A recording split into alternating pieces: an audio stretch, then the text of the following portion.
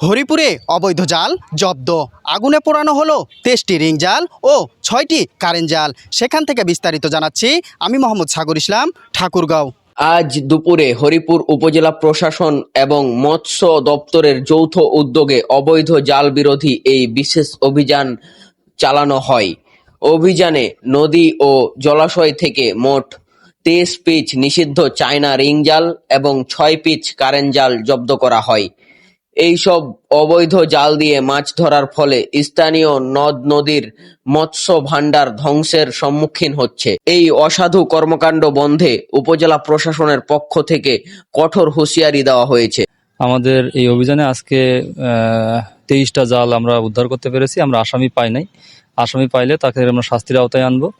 আর আমাদের এই অভিযান আসলে অব্যাহত থাকবে। আমরা চাই হরিপুরের খাল বিল এখন আসলে প্রজনন মৌসুমে মাছে ভরে উঠুক। আপনারা দেখতে পাচ্ছেন জব্দকৃত এই বিপুল পরিমাণ জালগুলো জনসম্মুখে আগুন জ্বালিয়ে ধ্বংস করা হচ্ছে। উপজেলা প্রশাসন স্পষ্টভাবে জানিয়ে দিয়েছে, মৎস্য আইন অমান্য করে কেউ যদি নিষিদ্ধ জাল ব্যবহার করে তবে তাদের বিরুদ্ধে আইন অনুযায়ী কঠোর ব্যবস্থা নেওয়া হবে।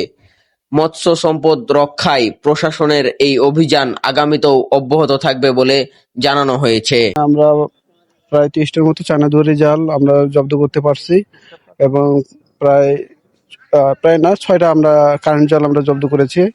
এইখানে এই আমাদের ইউনো মহোদয় যেমনটি বললেন যে এটা একটা প্রজনন মৌসুম, আমাদের ভরা প্রজনন মৌসুম। এই ভরা প্রজনন মৌসুমে বৃষ্টি হওয়ার ফলে আবার প্রত্যেকটা জায়গায় আমাদের পানিতে প্রায় ভরে গেছে এবং প্রত্যেকটা খাল বিলগুলো, যার ফলে দেখা যাচ্ছে যে আমাদের কিছু মৎস্য যারা মাছ শিকারী আর কি, অসাধু মাছ শিকারী, তারা হচ্ছে বিভিন্ন এই যে এই নিষিদ্ধ জালগুলো ব্যবহার করে আমাদের এই টোটাল মাছের যে একটা প্রজনন মৌসুমের যে একটা সুফল, এখান থেকে আমাদের সাধারণ মানুষেরা যেখানে উপকৃত হওয়ার কথা, উল্টোটা হচ্ছে আর কি। তো যাই হোক, এই আমাদের এই অভিযানটা চলমান রয়েছে। এর আগেও আমরা এরকম অভিযান পরিচালনা করেছি। এর আগে আমরা প্রায় 7টা অভিযান পরিচালনা করেছি এবং ওই সময় আমরা প্রায় প্রত্যেকটা অভিযানে আমরা গড়ে 10 থেকে 15টা করে আমরা জাল জব্দ করেছি, চায়না দুয়ারি জাল।